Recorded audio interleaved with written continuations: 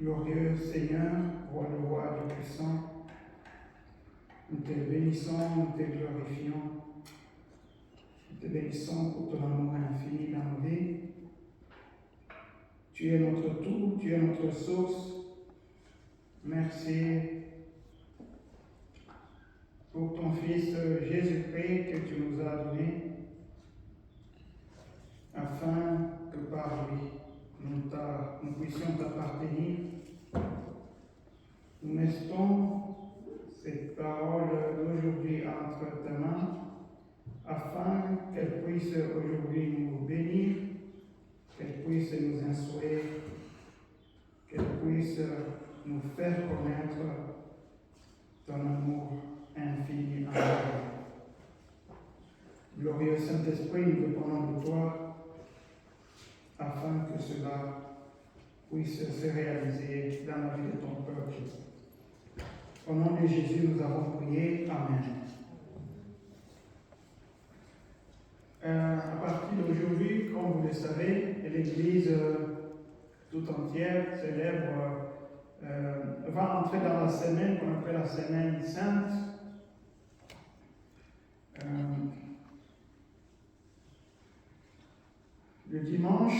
Ce dimanche, on l'appelle le dimanche des rameaux. Le dimanche prochain, c'est le dimanche de Pâques. C'est la passion du Seigneur, en fait. C'est la semaine de la passion du Seigneur. Le jeudi saint, Jésus célèbre le dernier repas avec ses disciples. Il lave les pieds de ses disciples. Après le repas, ils se rend au jardin de Gethsémani et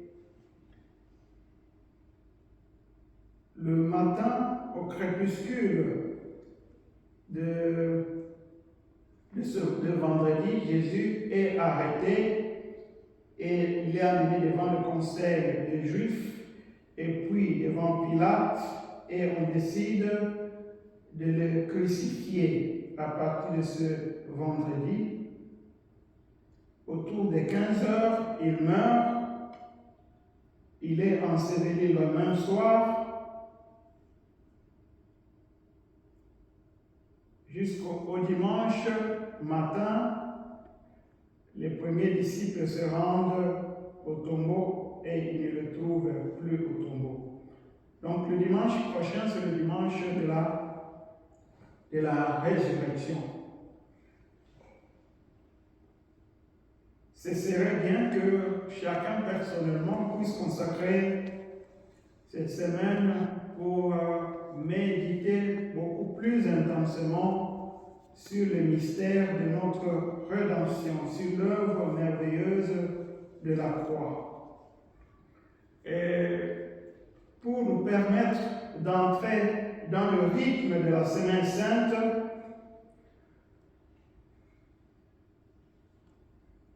la parole d'aujourd'hui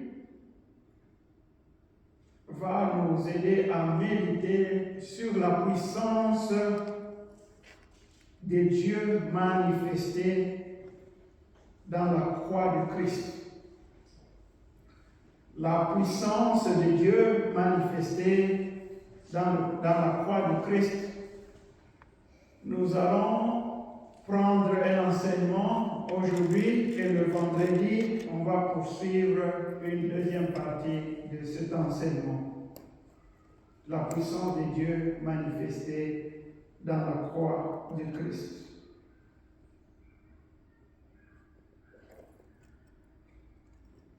La première chose que je voudrais indiquer par rapport à ça, c'est que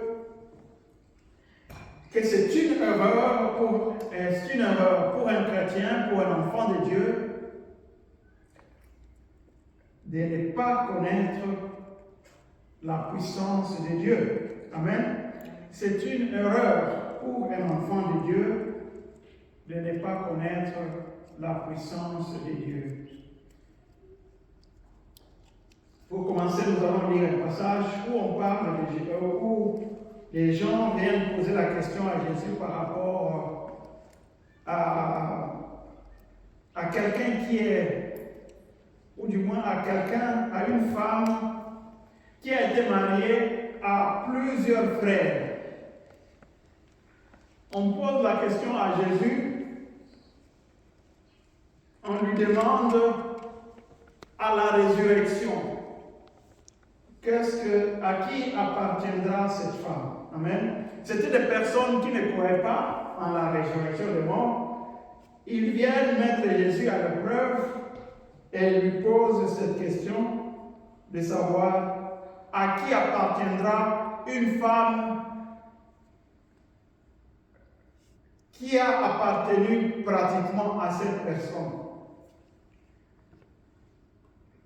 Jésus leur répond qu'il n'y a pas possibilité. Mais avant de répondre, il fait une certaine affirmation qui est importante pour nous de pouvoir faire attention à ça. Vous pouvez lire le passage de Matthieu chapitre 22 au verset 29. Matthieu chapitre 22 au verset 29. Matthieu chapitre 22, verset 29, le nom de Christ. Nous sommes beaucoup la lecture. Jésus leur répondit, vous êtes dans l'erreur parce que vous ne connaissez ni les Écritures, ni la puissance de Dieu. Amen. Amen. On peut s'asseoir. Jésus répond à ces personnes, à ces Sadducéens, qui lui posent la question de savoir à qui cette personne, à qui cette femme va appartenir comme épouse dans les cieux, après la résurrection des morts. Jésus leur dit ceci, vous êtes dans l'erreur. Pourquoi vous êtes dans l'erreur? Parce que vous ne connaissez ni les Écritures, ni la puissance de Dieu. On est dans l'erreur, selon l'affirmation de Christ ici, on est dans l'erreur lorsqu'on ne connaît ni les Écritures, ni la puissance de Dieu. On est dans l'erreur. Et il y a beaucoup de chrétiens qui penchent soit sur une chose. Ils connaissent soit les Écritures, ils oublient la puissance de Dieu, ou ils connaissent la puissance de Dieu et ils oublient les Écritures. Jésus dit qu'il faut connaître les deux. Cela va nous aider à ne pas être dans l'erreur. Beaucoup parmi nous connaissons la parole de Dieu, les Écritures, mais lorsque nous ne connaissons pas la puissance de Dieu, nous sommes dans l'erreur. Quand on ne connaît pas une partie de ces deux choses-là, eh bien, on est dans l'erreur. Donc, nous devons savoir les Écritures, nous pouvons facilement connaître, savoir que les Écritures, ça se trouve dans le livre, le grand livre que nous connaissons, la Bible. C'est là les Écritures. Mais la puissance de Dieu, c'est quoi la puissance de Dieu? Les gens peuvent associer la puissance de Dieu plus au Saint-Esprit, parce que c'est à travers le Saint-Esprit que nous voyons des actions merveilleuses, les miracles, les guérisons. Les gens on peut facilement penser que c'est seulement ça la puissance de Dieu. Mais voyons un peu, qu'est-ce que c'est la puissance de Dieu? Qu'est-ce que c'est la puissance de Dieu? Et comment pouvons-nous nous saisir de cette puissance de Dieu pour ne pas être dans l'erreur en tant qu'enfant de Dieu?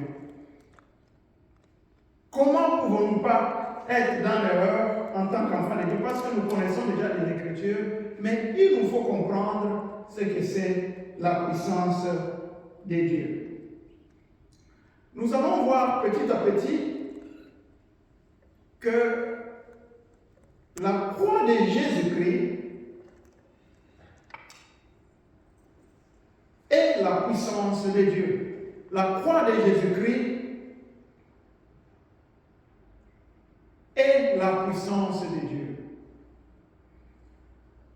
Pour prouver ce que je viens d'affirmer là, nous allons dans 1 Corinthiens, chapitre 2, verset 1 jusqu'à verset 5. 1 Corinthiens, chapitre 2, du verset 1 jusqu'au verset 5. 1 Corinthiens, chapitre 2, de 1 à 5, je vais Jésus-Christ. Amen. Pour ma part, frères et sœurs, lorsque je suis venu chez vous, ce n'est pas avec une supériorité de langage ou de sagesse que je suis venu vous annoncer le témoignage de Dieu. 2. Car j'avais décidé de ne connaître parmi vous rien d'autre que Jésus-Christ et Jésus-Christ crucifié. 3. J'ai été faible, craintif et tout tremblant chez vous. 4. Ma parole et ma prédication ne reposent pas sur le discours persuasif de la sagesse humaine, mais sur la démonstration d'esprit et de puissance, afin que votre foi soit fondée non sur la sagesse des hommes, mais sur la puissance de Dieu. Amen. Amen. Amen. Paul, nous connaissons qu'il était le grand missionnaire, le grand apôtre qui a répandu l'évangile dans toute la région de la mer Méditerranée. Et cette lettre a été envoyée aux Corinthiens. Il écrit ici à une église qu'il avait fondée. Mais dans les Actes des Apôtres, dans le livre des Actes des Apôtres, nous savons que Paul, avant d'aller fonder l'église à Corinthe, il est d'abord passé par une ville qui s'appelle Athènes. Amen. Il est passé par une ville qui s'appelle Athènes. Et nous savons que dans la ville d'Athènes, à cette époque-là, c'était un centre universitaire où la philosophie était à la mode. Amen. La philosophie, c'est quoi? C'est la sagesse humaine. C'est la sagesse humaine. Paul arrive d'abord à Athènes avant d'aller à Corinthe. Quand il est à Athènes, il rencontre des gens qui ne font que passer leur temps à discuter la sagesse humaine. Il commence à enseigner Jésus-Christ, et puis les gens disent, bien, qu'est-ce que ce monsieur est en train de raconter là? Qu'on vienne l'écouter. Il l'amène à un endroit qu'on appelle Aréopage. Cette histoire est racontée dans le livre des Actes des Apôtres au chapitre 17. Alors, Paul, sachant qu'il a affaire à des personnes qui ne font que réfléchir par la sagesse, il essaie aussi de s'adapter à l'auditoire. Il s'adapte aux personnes auxquelles il va s'adresser. Il commence à utiliser un langage humain. Il leur parle, vous connaissez vos dieux, nous aussi nous avons, je viens vous annoncer un Dieu qui est au-dessus, qui a créé toutes ces choses. Il cite même un philosophe grec pour essayer de les convaincre. Vous voyez, c'est normal, non? Quand tu arrives devant des philosophes, tu essaies aussi de parler de façon quoi? De façon philosophique pour les convaincre. Mais les résultats de la prédication de Paul à Athènes, on dit qu'il n'y avait quoi? Il n'y avait que quelques individus qui s'étaient convertis. Il n'y avait que quelques individus qui s'étaient convertis. Il s'est rendu compte que lorsque il a utilisé la sagesse humaine, le langage humain, pour amener les gens à la conversion, eh bien, c'était un échec. Amen. C'était un échec. Alors, ils décident de poursuivre leur chemin, et quelque part, certainement, entre Corinthe, ou du moins entre Athènes, avant qu'il n'arrive à Corinthe, il se décide d'une chose. Il se décide désormais, je ne veux pas utiliser la sagesse humaine pour presser ces gens là-bas. Hein? Amen. Je veux cesser. C'est pourquoi il dit, pour mon frère, lorsque je suis arrivé chez vous, je suis arrivé chez vous à Corinthe, ce n'est pas avec la supériorité du langage,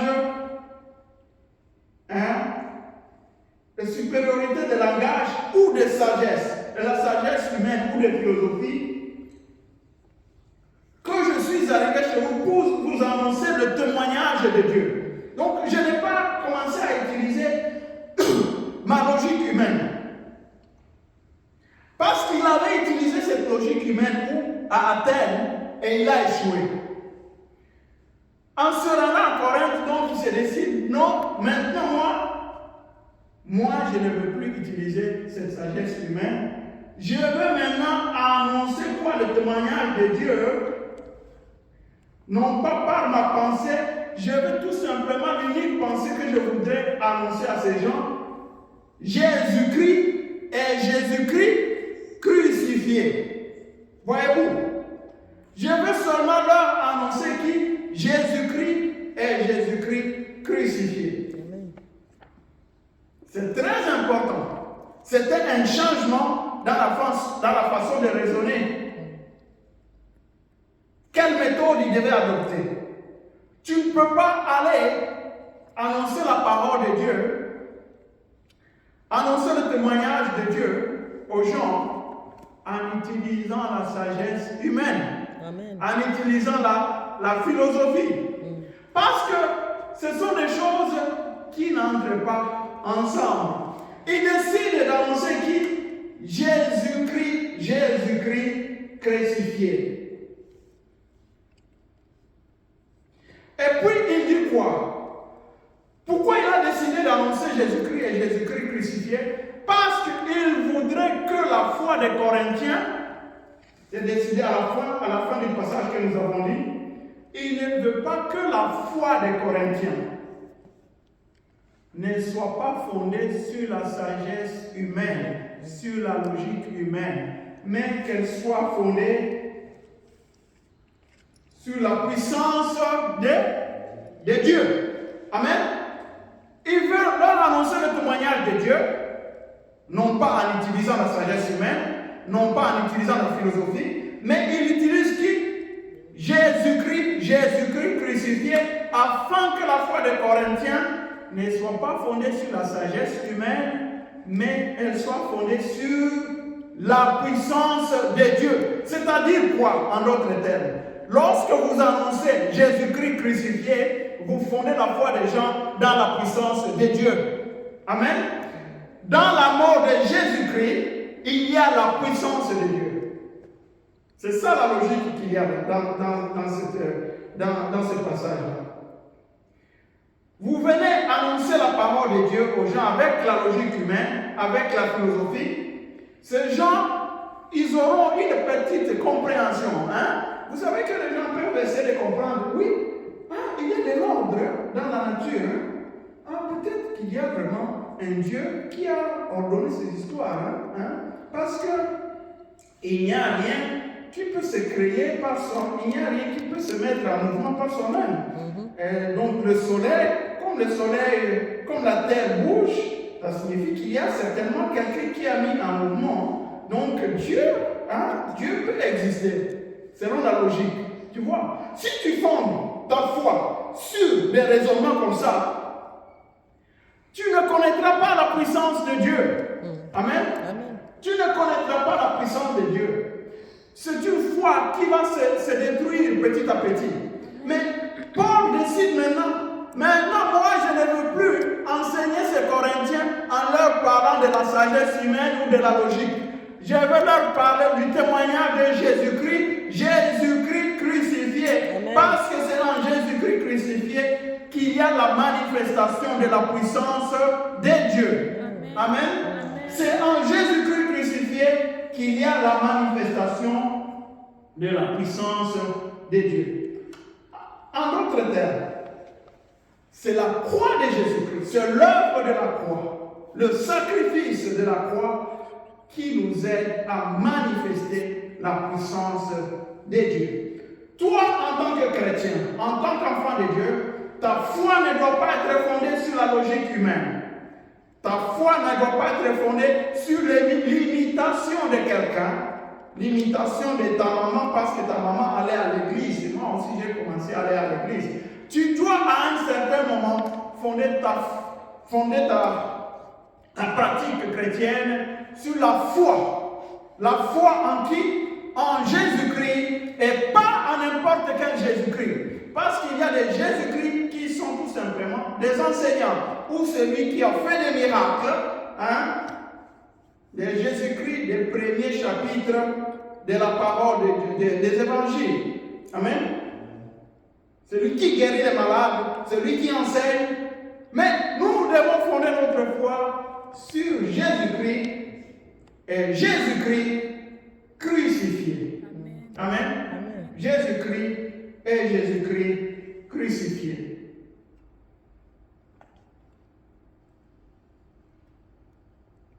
Mais quelle est cette puissance de Dieu que Paul a utilisée? Quelle est la puissance de Dieu que Paul a utilisée ici pour amener les gens à la conversion? Nous retournons dans 1 Corinthiens. 1 Corinthiens chapitre 1. 1 Corinthiens chapitre 1. Là, c'est plus décrit. C'est décrit comment cette puissance s'est manifestée. 1 Corinthiens chapitre 1, le verset 17 jusqu'au verset 25. 1 Corinthiens chapitre 1, le verset 17 à 25, je vois au Seigneur Jésus-Christ. De fait, ce n'est pas pour baptiser que Christ m'a envoyé, c'est pour annoncer l'évangile et cela sans recourir à la sagesse du langage. Afin que la croix de Christ ne soit pas vide. Amen. On peut s'arrêter un peu là, lisez un peu petit à petit. Il dit ici, il n'a pas recouru à la sagesse humaine pour annoncer l'évangile. En fait, c'est la précision encore de ce qu'il a affirmé avant, de ce qu'il a affirmé après. Pour annoncer l'évangile, il n'a pas recouru à la sagesse humaine afin que la croix du Christ ne soit pas rendue vaine. Rendre vaine quelque chose, ça signifie la rendre inutile. Lorsque tu utilises la sagesse humaine, au lieu de parler de la croix, tu es en train de dire comme si la croix du Christ n'est pas nécessaire, n'est pas importante. Amen. Alors, continuez. En effet, le message de la croix est une folie pour ceux qui périssent. Mais pour nous qui sommes sauvés, il est la puissance de Dieu. Du reste, il est écrit: je ferai disparaître la sagesse des sages et j'anéantirai l'intelligence des intelligents. 20. Où est les sages? Où est le spécialiste de la loi? Où est les discoureurs de l'erreur actuelle? Dieu n'a-t-il pas convaincu de la folie, la sagesse de ce monde? 21. Puisqu'à travers cette sagesse, le monde n'a pas connu Dieu, envoya sa sagesse, il a plu à Dieu de sauver le croyant à travers la folie de la prédication. 22. Les Juifs demandent un signe miraculeux et les Grecs recherchent la sagesse. 23. Or nous prêchons un Messie crucifié, scandale pour les Juifs et folie pour non-Juifs. 24. Mais puissance de Dieu et sagesse de Dieu pour ceux qui sont appelés, qu'ils soient juifs ou non-juifs. 25. En effet, la folie de Dieu est plus sage que les hommes et la faiblesse de Dieu est plus forte que les hommes. Amen. Amen.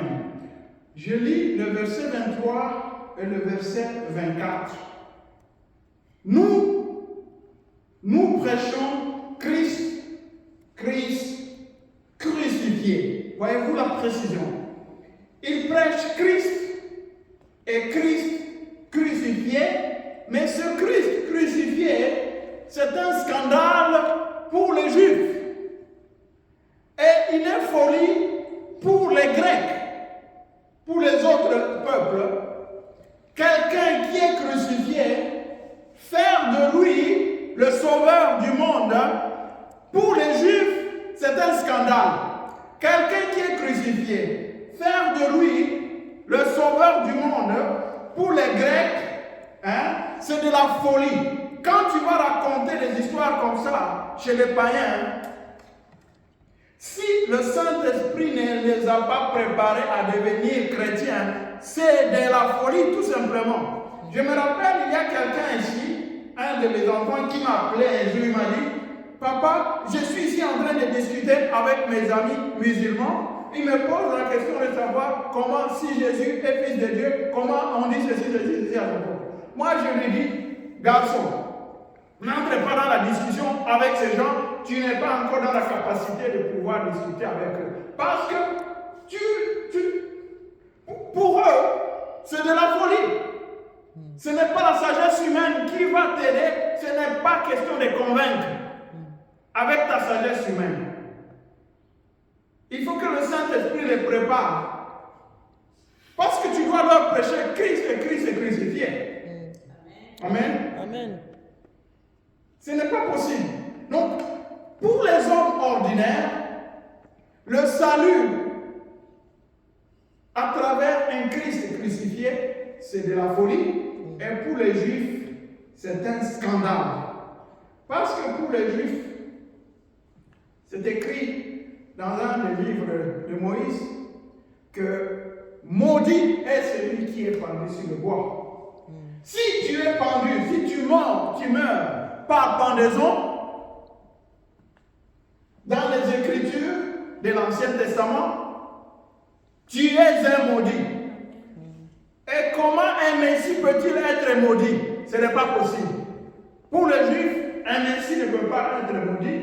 Alors cette histoire-là des chrétiens, c'est de la blague. Mais Paul précise dans le verset 24 ici, mais pour nous qui sommes sauvés, ce Christ crucifié, c'est la puissance de Dieu, c'est la sagesse de Dieu pour ceux qui sont appelés, qu'ils soient juifs ou qu'ils soient grecs. Il faut d'abord que Dieu te destine à connaître cela, pour que cela soit source de salut. Vous qui êtes appelés, vous devez savoir que la puissance de Dieu se trouve dans Christ et Christ crucifié. Amen. C'est dans l'œuvre de la croix qu'il y a notre puissance. C'est dans l'œuvre de la croix, dans ce que Christ a accompli pour nous, à la croix, dans sa mort et dans sa résurrection, qu'il y a la puissance de Dieu. Rappelez-vous le passage de Jésus, il dit, vous êtes dans l'erreur lorsque vous ne connaissez ni les Écritures, ni la puissance de Dieu. Il faut faire attention, peuple de Dieu, nous devons absolument tenir compte de ces deux éléments pour ne pas être dans l'erreur. Connaître les Écritures et nous saisir de la puissance de Dieu. Nous saisissons de la puissance de Dieu en maîtrisant en nous, en absorbant en nous, en consommant en nous l'œuvre merveilleuse de la croix. Christ crucifié est crucifié. Scandale pour les Juifs, folie pour les Grecs, mais pour nous, puissance de Dieu. Amen. Christ crucifié est la puissance de Dieu pour nous qui sommes sauvés. Pour que cette puissance de Dieu soit disponible pour nous, il nous faut la saisir par la foi. Il faut saisir par la foi. Nous devons saisir l'œuvre de la croix par la foi. La saisir, ça signifie quoi? Comprendre le sacrifice de Christ. Et tous les aspects de la croix, nous devons les mettre en nous, à notre profit, pour que nous puissions réellement en profiter. Il est inutile d'avoir une puissance qui est disponible pour nous, mais qu'elle ne l'utilise pas. Vous savez qu'au Congo, il y a de la puissance dans le fleuve Congo, dans les chutes d'Inga. Amen. Il y a de la puissance dans les chutes d'Inga.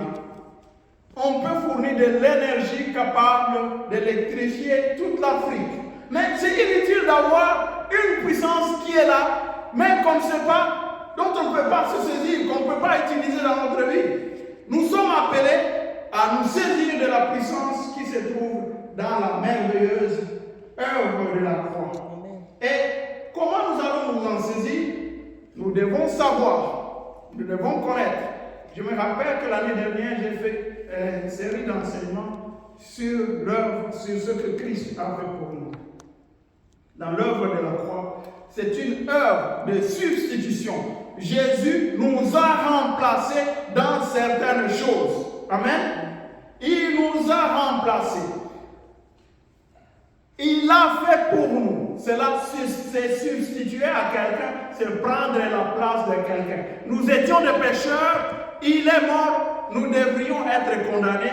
Il est venu être condamné pour nous. Amen. Ça, c'est l'œuvre de substitution. Mais il y a aussi une œuvre d'identification.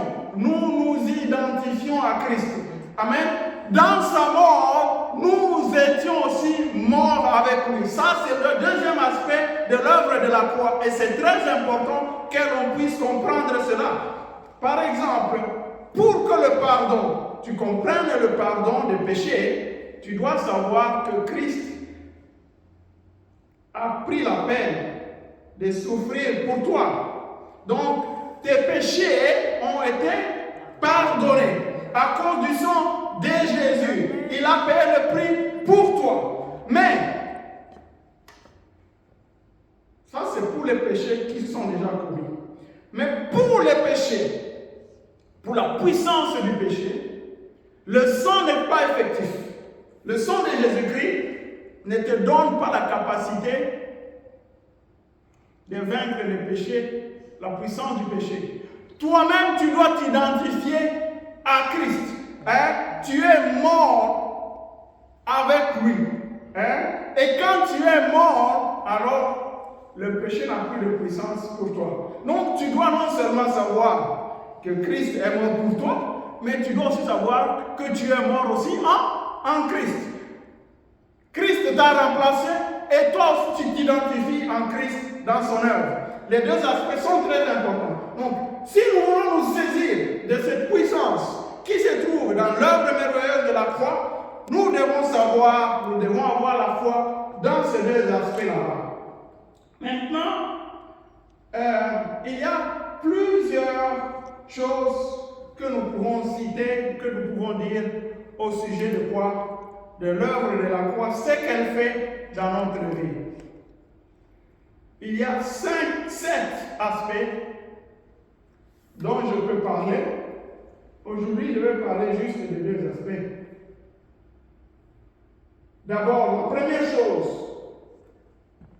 que je tiens à ce que nous puissions savoir, afin que nous puissions nous saisir de cette puissance de l'œuvre de la croix. La première chose, c'est que nous devons savoir que cette œuvre, c'est une œuvre parfaite. Amen. Un sacrifice unique qui s'est occupé de tout. C'est très important. Lorsque Christ est mort à la croix, la parole de Dieu dit dans Hébreux 10, 14, je crois, oui, Hébreux 10, 14 dit, par une offrande unique, il a amené à la perfection pour toujours ceux qui sont sanctifiés. Ceux qui sont sanctifiés, c'est nous. Mais par une seule offrande, il nous a amenés à la perfection. Le sacrifice de Jésus est suffisant, a été suffisant pour tout. Pour ceux qui sont morts avant qu'il ne meure, hein, et pour nous tous, des siècles et des siècles après sa mort. Hein, ça suffisant. Et ce n'est pas seulement suffisant pour le péché, mais c'est suffisant aussi pour tous un monsieur qui s'appelle Jésus,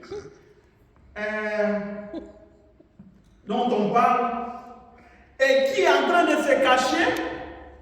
C'est un Kenyan qui est en train de se cacher parce que les gens ont dit, c'est Pâques bientôt, on va te crucifier. Parce que tu es Jésus, Jésus a été crucifié à Pâques. Il est clair que ce monsieur ne peut pas être Jésus, parce que Jésus a été crucifié une fois, et il ne sera pas crucifié une deuxième fois, il ne sera plus crucifié une troisième fois. Son sacrifice, dans l'offrande de son corps, est suffisant. Il est le grand prêtre, mais pas le grand prêtre comme le grand prêtre des Juifs. À chaque année, les Juifs ont ce qu'on appelle la fête de Yom Kippour, la fête des réconciliations, où ils demandent pardon. Chaque année, ils doivent demander pardon pour les péchés d'une année à une année. Et la parole de Dieu dit que leurs sacrifices, leurs offrandes servaient tout simplement à couvrir le péché. Chaque année, ils vont encore, ils vont les souvenir des anciens péchés. Nous devons savoir qu'en Christ, Dieu a accompli un sacrifice unique et un sacrifice suffisant pour justifier, pour enrichir, pour bénir, pour guérir, pour pardonner, pour faire quoi? Toutes les bonnes choses que nous pouvons nous imaginer. Amen. Donc, nous devons savoir qu'en Jésus-Christ, à cause de son sacrifice unique, Dieu peut nous donner. Romains 8, 31 à 32 dit ceci. Que dirions-nous donc à l'égard de ces choses? Si Dieu est pour nous, qui sera contre nous? Lui qui n'a point épargné son propre Fils, mais qui l'a livré pour nous tous, comment ne nous donnera-t-il pas aussi toutes ces choses avec lui? Dieu peut nous donner toutes ces choses avec lui à cause du sacrifice unique que Christ a subi. Amen. Il peut nous donner tout, complètement. Un sacrifice unique suffisant. En fait, nous devons prendre au sérieux ce que Christ a fait. Nous devons prendre au sérieux ce que Christ a fait. Parce que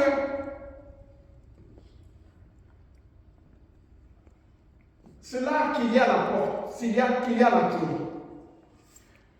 Vous pouvez accéder au dépôt des grâces de Dieu grâce à cette clé. C'est une clé passe-partout. Une clé passe-partout. Dieu a un dépôt. Et ce dépôt a plusieurs chambres. Ces chambres ont chacun une clé.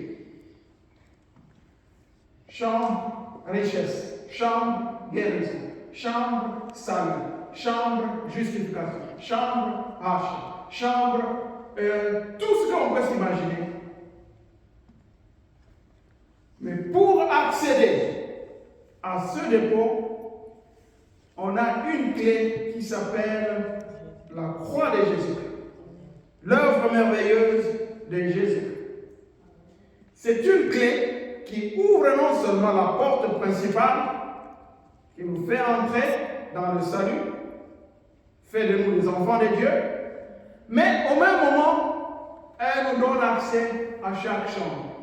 Elle nous donne accès à chaque chambre. Amen.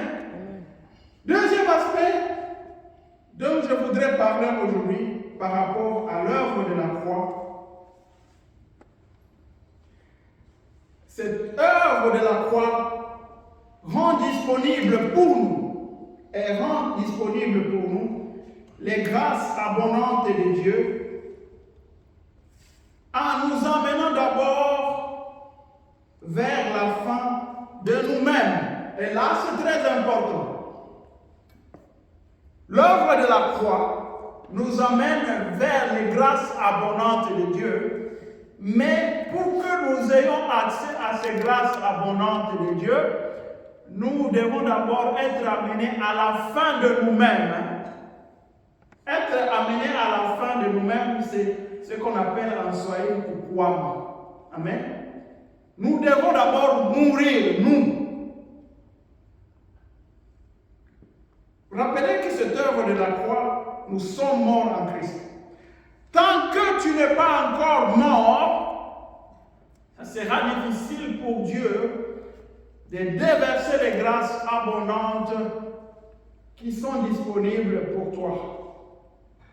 L'œuvre de la croix relâche les grâces de Dieu, relâche les bontés de Dieu. Mais il faut d'abord que nous soyons amenés à la fin de nos propres efforts. À la fin de nos propres efforts. Les enfants de Dieu ne se saisissent pas de la puissance de Dieu parce qu'ils combinent l'œuvre de la croix avec leurs propres efforts. Nous ne nous saisissons pas de la puissance de Dieu qui se trouve dans l'œuvre de la croix parce que nous combinons ce que Christ a fait avec nos propres efforts. Dieu veut nous donner un nouvel habit, quelque chose de nouveau, mais nous voulons aussi garder notre vieil habit que nous portions. Hein? C'est un problème. Et ça, c'est très important à comprendre. 2 Corinthiens 12, verset 9 à 10 dit ceci. Il m'a dit, ça c'est Paul qui parle de la grâce de Dieu, il m'a dit, Dieu m'a dit, ma grâce te suffit, car ma puissance s'accomplit dans la faiblesse. Je me glorifierai donc, bien plus volontiers de mes faiblesses, afin que la puissance du Christ repose sur moi. C'est pourquoi je me plais dans mes faiblesses, dans les outrages, dans les calamités, dans les persécutions, dans la détresse, pour Christ, car quand je suis faible, c'est alors que je suis fort. Voyez-vous, ici, il est en train de dire, comment est-ce qu'on peut se saisir de la puissance de Dieu? On se saisit de la puissance de Dieu lorsque la croix œuvre en nous et nous rend faibles. Amen. C'est lorsque nous sommes faibles, n'ayant pas notre propre capacité de faire quelque chose, que la croix de Dieu relâche l'abondance de grâce dans nos vies. Amen. Les grâce c'est quelque chose que vous obtenez gratuitement. Hein? Mais la grâce de Dieu, ce n'est pas du gaspillage. Pourquoi Dieu va donner de la grâce alors que nous pouvons obtenir les choses nous-mêmes? En fait, il y a beaucoup parmi nous qui nous ne nous saisissons pas de la puissance de Dieu parce que tout simplement, nous avons des difficultés à mourir. Nous avons des difficultés à mourir à nous-mêmes. Nous combinons nos propres efforts avec les efforts de Dieu. Amen. Galates 2:20 dit ceci, j'ai été crucifié avec Christ. Et si je vis, ce n'est plus moi qui vis, c'est Christ qui vit en moi. Si je vis maintenant dans la chair, je vis dans la foi au Fils de Dieu qui m'a aimé et qui s'est livré pour moi. Ce n'est plus moi qui vis, c'est Christ qui vit en moi.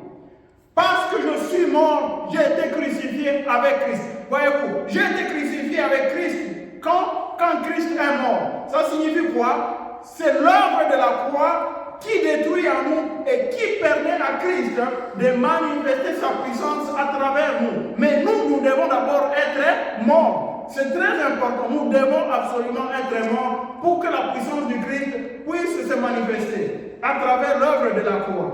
Il y a des abondantes grâces, des abondantes bénédictions qui sont en Christ, qui sont prêtes à être relâchées, mais le problème, nous ne sommes pas encore morts. C'est pourquoi il y a une différence entre la sanctification de l'Ancien Testament et la sanctification du Nouveau Testament. comment tu peux être saint dans l'Ancien Testament? Qu'est-ce qu'on devait faire pour être saint dans l'Ancien Testament? Il fallait respecter les lois, les règles. Fais ceci, fais ceci, fais ceci, fais ceci. Hein? Dans le livre de Nombres ou le livre de Lévitique, la parole de Dieu dit, soyez saints parce que moi, votre Dieu, je suis saint. Dieu demande à son peuple d'être saint. Mais comment devait-il être saint? En respectant les règles. Ceci, ceci, ceci.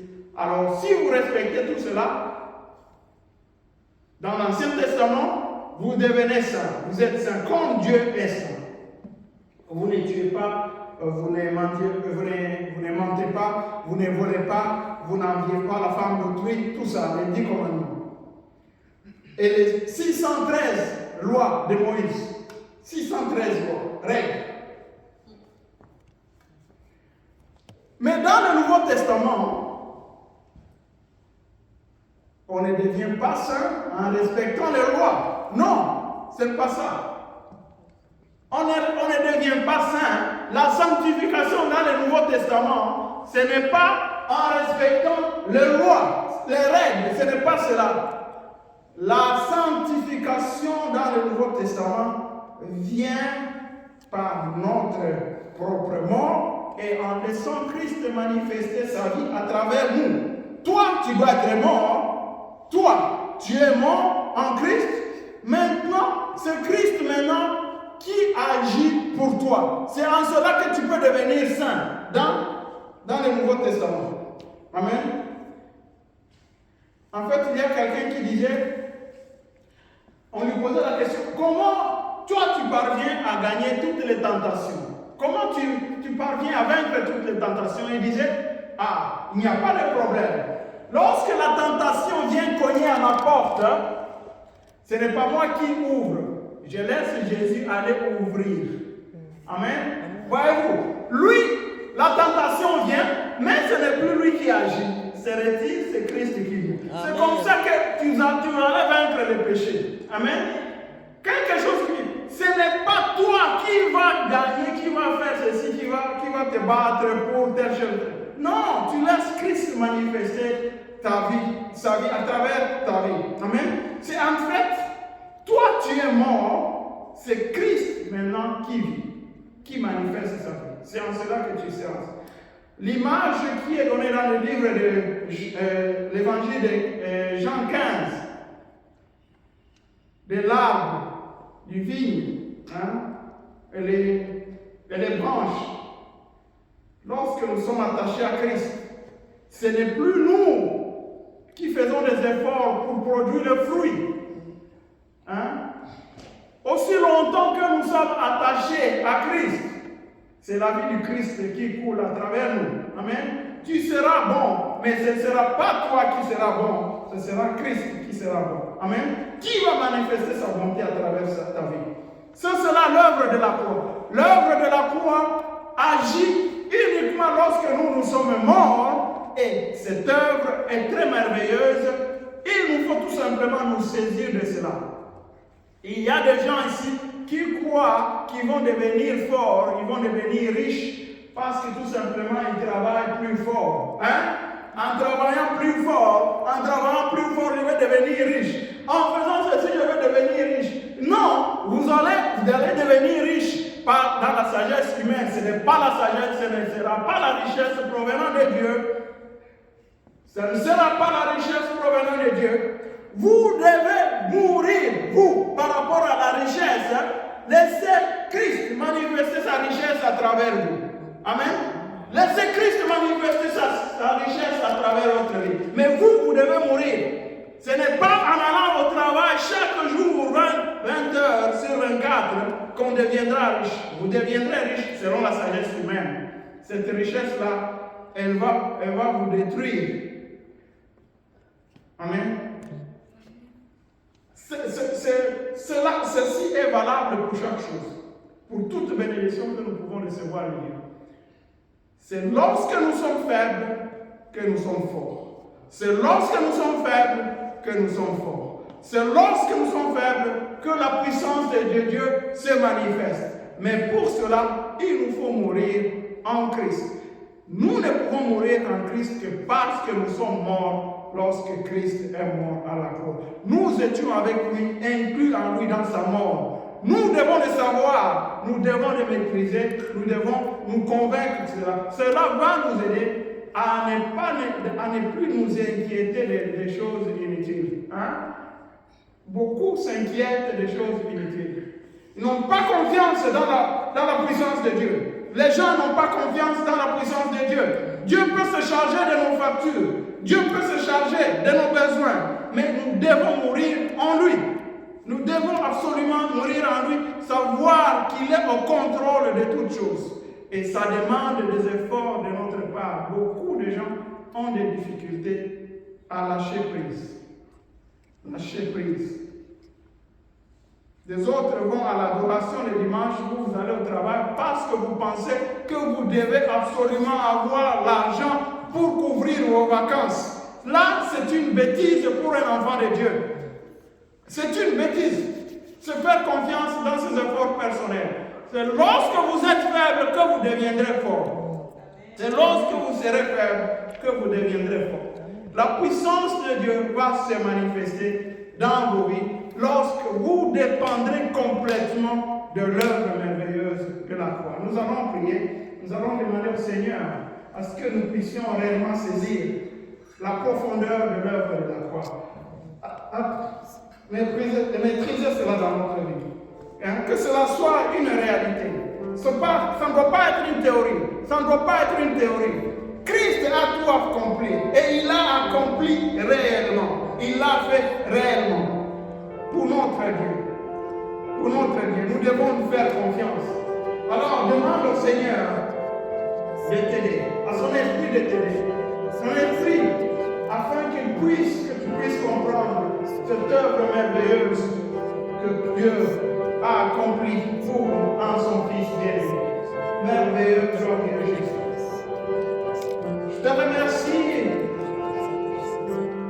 pour l'œuvre merveilleuse que tu as accomplie en faveur de son peuple. Je te remercie parce que tu es mort pour moi. Tu es mort pour moi à la croix. Et moi aussi je suis mort en toi. Lorsque tu es mort, moi aussi je suis mort en toi. Je voudrais que je puisse comprendre cela. Que je puisse me saisir de la puissance qui se trouve en toi. Que je puisse me saisir de cette puissance que tu as relâchée pour nous, pour le peuple de Dieu. Dans cette mort glorieuse, cette mort honteuse à Golgotha, tu nous as donné, tu as fait une merveilleuse chose, une merveilleuse œuvre, qui pour les païens, c'est de la folie. Et pour les juifs, c'est un scandale. Mais pour nous qui t'appartenons, c'est la puissance de Dieu. Pour nous qui t'appartenons, c'est la source de la victoire. Pour nous qui t'appartenons, c'est la clé à toutes les grâces qui sont disponibles pour nous. Oh, merci Seigneur, fais-nous comprendre cela, afin que nous puissions nous en saisir, afin que ton peuple puisse s'en saisir, afin que ton peuple puisse bénéficier de grâces abondantes. Merci Père parce que tu es fidèle. Merci Père parce que tu es fidèle. Amen.